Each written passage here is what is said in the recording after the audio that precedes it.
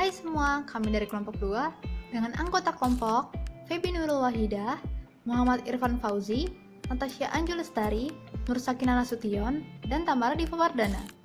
Kami akan memaparkan sebuah presentasi untuk memenuhi tugas mata kuliah aspek hukum bisnis dengan dosen penampu yaitu Bu Rita Farida, SHMH.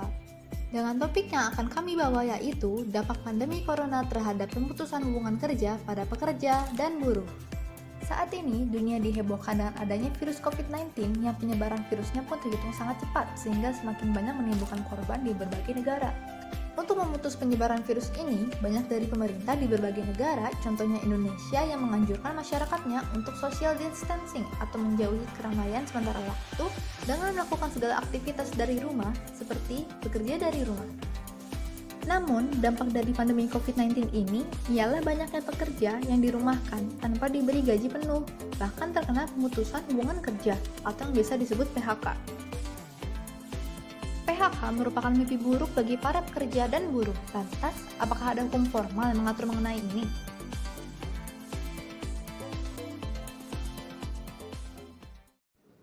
Definisi pemutusan hubungan kerja atau PHK tercantum dalam Pasal 1 Ayat 25 Undang-Undang Nomor 13 Tahun 2003 tentang Ketenagakerjaan. Dijelaskan bahwa pemutusan hubungan kerja adalah pengakhiran hubungan kerja karena suatu hal tertentu yang mengakibatkan berakhirnya hak dan kewajiban antara buruh atau pekerja dan pengusaha. Jika diidentifikasi tujuan dari undang-undang tersebut, maka terdapat 3 tujuan pembangunan ketenagakerjaan yang disebutkan pada pasal 4, yaitu memberdayakan dan mendaya gunakan tenaga kerja secara optimal dan manusiawi, mewujudkan pemerataan kesempatan kerja dan penyediaan tenaga kerja yang sesuai, dan memberikan perlindungan kepada tenaga kerja dalam mewujudkan kesejahteraannya. Ada pula macam-macam pemutusan hubungan kerja, yaitu pertama, pemutusan hubungan kerja oleh pengusaha. Perusahaan dapat melakukan PHK karena pekerja melakukan pelanggaran terhadap perjanjian kerja, peraturan perusahaan, atau perjanjian kerja bersama. Yang kedua adalah pemutusan hubungan kerja karena kehendak atau mengundurkan diri karena alasan mendesak. Pekerja atau buruh dapat mengajukan permohonan pemutusan hubungan kerja kepada lembaga penyelesaian perselisihan hubungan industrial dalam hal pengusaha melakukan penganiayaan, pembujukan yang bertentangan dengan undang-undang, pengusaha tidak membayar upah atau memberikan pekerjaan yang dapat mengincar jiwa, dan lainnya.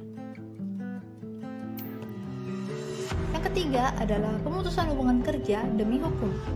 Jika hubungan kerja yang diadakan dalam waktu tertentu telah habis, maka pemutusan hubungan kerja dalam hal ini tidak memerlukan izin karena telah putus dengan sendirinya karena hukum. Yang keempat adalah pemutusan hubungan kerja oleh pengadilan, yang bisa terjadi karena perusahaan pilot atau terhadap anak yang tidak memenuhi syarat untuk bekerja dan karena berakhirnya perjanjian kerja. Adapun faktor-faktor yang dapat membenarkan suatu pemutusan dapat digolongkan dalam 3 macam.